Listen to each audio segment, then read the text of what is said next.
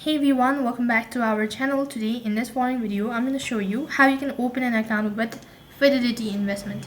So in order to open an account with Fidelity Investment, first thing first, open up a browser. You can also use the application. Either way the procedure is going to remain the same. Now if you're using a web browser, on the web address bar you'll need to type in fidelity.com/openaccount/overview. So once you've done that, next page it's going to take you to this, where you need to select what you actually want to open an account.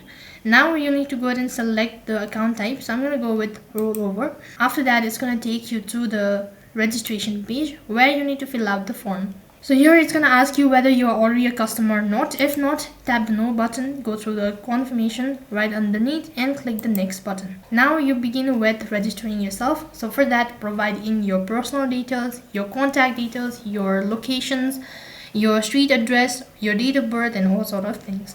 So make sure to go through all of these information, or to verify your contact details.